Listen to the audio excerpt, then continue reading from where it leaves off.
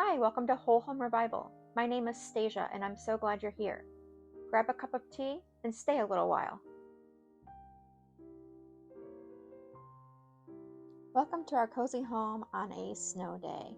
We actually received about 12 inches of snow this week, and my husband had 2 days off in a row, which was so wonderful to have extra family time together. I spent a lot of it relaxing, but also keeping the house tidy and doing some baking. So I hope you join me today as I do those things. Take a look at that beautiful vintage poster bed. We actually had a day bed in here before that the previous owner left behind for us, which was really kind. But my mom spotted this bed when we were thrifting together. It's an Ethan Allen bed, and they had it marked at $100, but it was half off. And so we stole this for $50.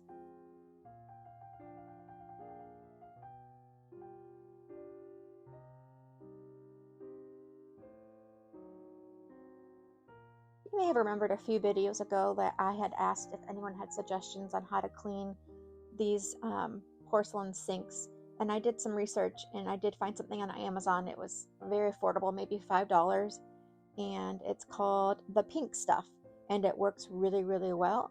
It just takes a little bit of elbow grease. So I thought I'd make sure to let you guys know in case you have the same problem with left behind residue in your porcelain sinks. Julian gifted me a green mill attachment for the KitchenAid mixer for Christmas, and I finally had time to stock up the pantry with the wheat berries and have some time to read the manual before using it for the first time. I did some research with Farmhouse on Boone, and she suggested hard white wheat berries to start off with as a beginner, so that's what I went with, and I ordered those on Amazon as well. I also was gifted from Julian the cookbook from Lisa Bass of Farmhouse on Boone. It's called Daily Sourdough, and it's a little pricier for a cookbook. I think it's $40, but it is jam-packed full of how-to sourdough, so you can be a beginner and absolutely get everything you need from this book. But also she has different levels of expertise of recipes. So anyways, this day I decided to try a scone recipe for the very first time, and I'm going to make chocolate chip coconut scones.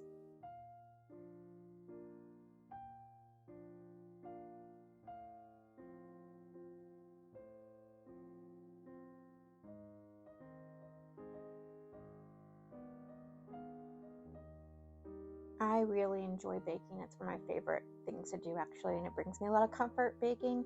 But I am really trying to lose the last of the baby weight, and Bonnie is now 6 and almost 6.5. And so because of that, I am cutting back drastically. I have cut back drastically on my baking. Now I'm baking maybe twice a month. Before I would bake at least once a week. So I just wanted to let you know on that.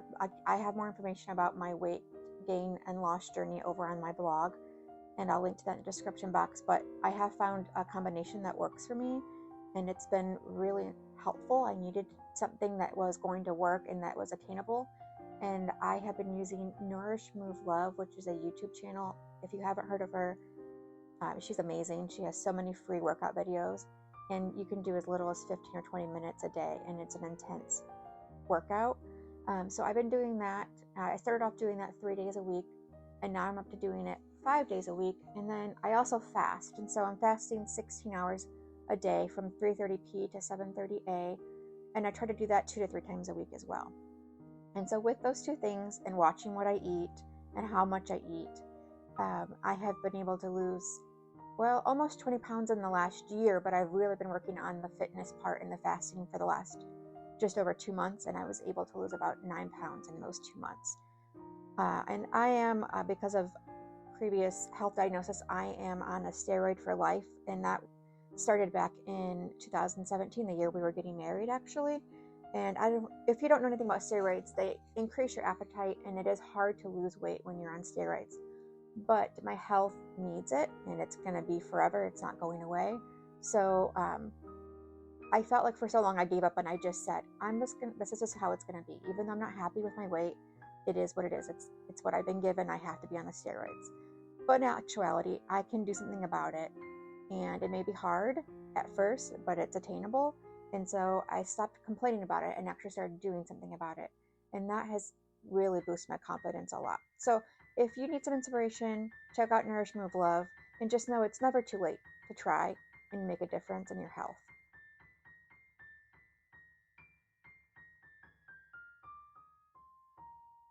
Another thing I've been doing for my weight loss journey is making a mini goal for every month. And so I love sweet tea. It's something that I probably drink way too much of, and I knew that. So I made a goal for January to not drink a glass of sweet tea at home ever. So I just didn't make any for Julian and I at all. I enjoyed a glass when we went out to lunch one time, and that was it. And that was really helpful. It had me kind of reset my taste for water, actually. And I'm actually enjoying drinking water again. And I haven't been, I think I've had 3 glasses of sweet tea in the month of February, and today's the 12th. So it really helped reset that and change my taste buds towards water.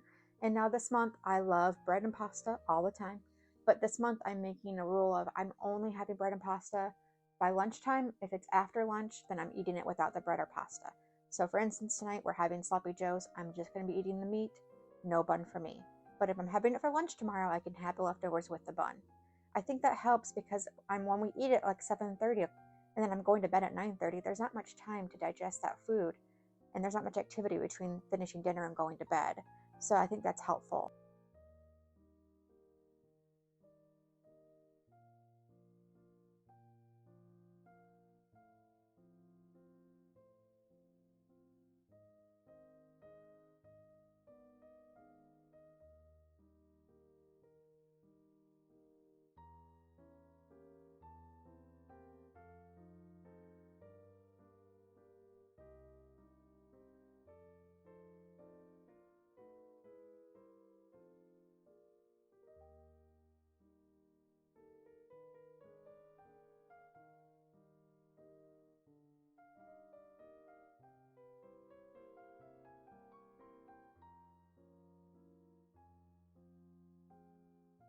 I can't find this particular recipe on her website, which would make sense because it's in her book, but I'll link a comparative recipe for chocolate chip scones.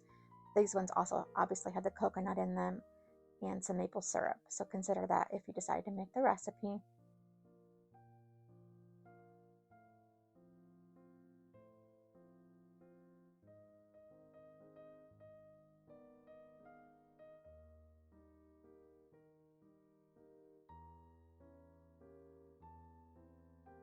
You may have seen a few videos back of me making wood butter in the kitchen, and that wood butter is great for your wooden cutting boards and wooden utensils. And mine were overdue for a bath of the butter, so that's what I was doing here while the scones are baking. You want to make sure that your utensils are clean and dry before putting the butter on. And then what I do is I put the butter on each utensil and then go back and wipe off the excess butter after.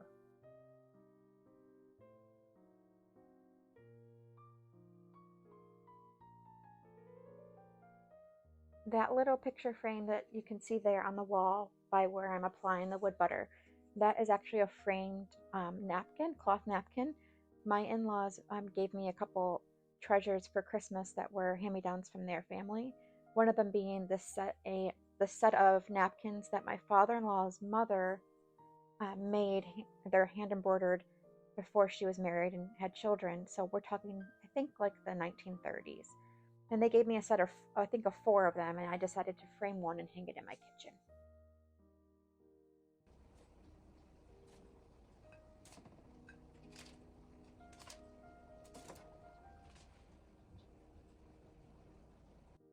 These chocolate chip coconut scones get a thumbs up from both Julian and myself, and the scone recipe was much easier than I anticipated. So if you think that scones are too tricky to try, I highly suggest giving it a try because it was quite easy. Do you ever put things off thinking they're going to be more complicated than what they actually are? That was this gift for me. I really wanted it, but I let it sit in the box for a month before I pulled it out and read the manual.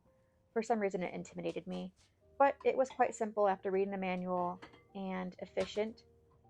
Really, all you do is pour the grain in that spout on top and it comes out. Just have to have a bowl ready and it will collect the grain for you. So I'm going to just show what that looks like here in this video.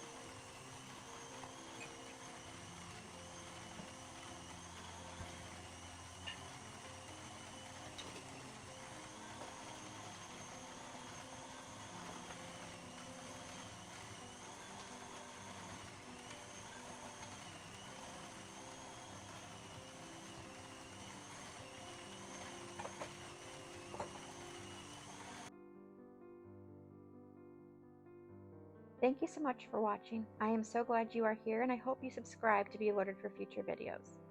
You can also find me over on my blog at wholehomerevival.com and on Instagram at wholehomerevival.